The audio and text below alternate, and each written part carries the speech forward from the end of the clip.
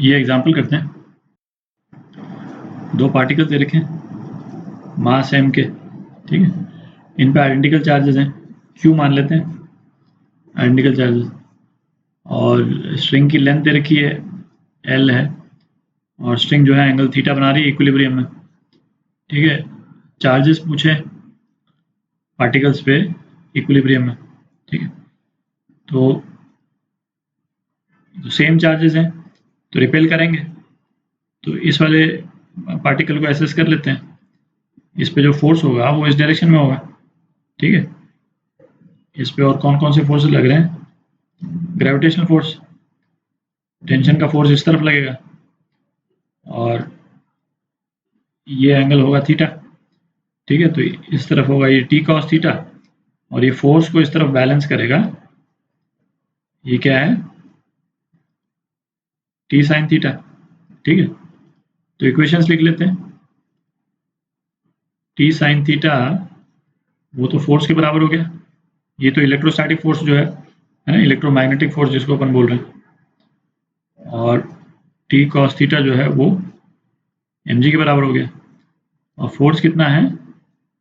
के coulomb constant, q square upon ये distance कितना होगा? 2l साइन थीटा का स्क्वायर, ठीक है। तो इसको हम लिख लेते हैं के Q square upon 4l square sine square theta. हमको क्यू निकालना है तो दोनों को डिवाइड कर देते हैं, तो क्या आ गया? F Q square upon 4l square sine square theta into mg, है ना, इजिकल टू tan थीटा। तो q क्या आ गया? 4l square mg sine square theta tan theta upon k, ठीक है, इसका अंडर रूट। ये आपका आंसर आ गया, ठीक है। तो एग्जांपल करते हैं। दो स्फीयर्स हैं, है ना, इन पे चार्ज जो है वो q है, दोनों पे चार्ज जो है वो q है। Are suspended from string of length l, ठीक है। ये एंगल थीटा बना रही है स्ट्रिंग। अच्छा, spheres are now immersed in liquid of density rho nought. यदि एंगल चेंज नहीं होता है, if the angle string makes with the vertical does not change, तो इसका डाइलेक्ट्रिक कांस्टेंट पूछा है लिक्विड का, ठीक है। डेंसिटी ऑफ स्फीयर्स दे रखा है रो।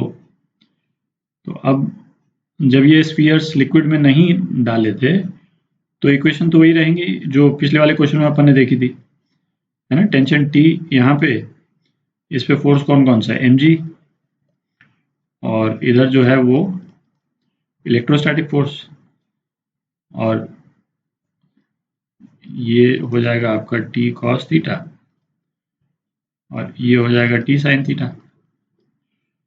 तो शुरू में क्या ये था, दो इक्वेशंस अपन ने लिखी थी, mg is equal to T cos theta, और f जो था वो T sin थीटा के बराबर था, ठीक है। अच्छा, अब हमने इसको लिक्विड में डाल दिया, तो एक तो ये फोर्स चेंज हो जाएगा, ठीक है, एक ये फोर्स चेंज हो जाएगा, जो चीज चेंज हो जाएगी उसको मैं येलो में डाल देता हूँ, ठीक है। तो ये फोर्स चेंज होकर के एफ डैश हो गया, ठीक है। और ऊपर जो है वो एक बॉयंट फोर्स लग जाएगा, ठीक है, और उसके कारण ये टेंशन चेंज हो जाएगा। तो टेंशन को टी की जगह मैं टी डैश लिख रहा हूँ, ठीक है। बाकी तो कुछ चेंज नहीं होगा, थीटा चेंज हो नहीं रहा है, एल चेंज हो नहीं रहा है, एम जी चेंज हो नहीं रहा है, ठीक है। तो इक्वेशंस क्या हो जाएंगी अपनी? M G minus buoyant force, ठीक है, is equal to T cos theta, और अच्छा ये टी डैश कॉस थीटा हो जाएगा, ठीक है। और एफ डैश कितना हो जाएगा? ये एफ डैश, ये हो जाएगा टी डैश साइन थीटा, ठीक है। अच्छा, इसको यदि हम डिवाइड करते एफ अपॉन एम जी क्या आ रहा था, tan थीटा, ठीक है, और यहाँ पे भी F dash upon M G minus point force, ये कितना है, tan थीटा, ठीक है। तो इसको इक्वेट कर देते हैं, तो एफ अपॉन एम जी जो है वो आ गया F dash upon M G minus point force, ठीक है।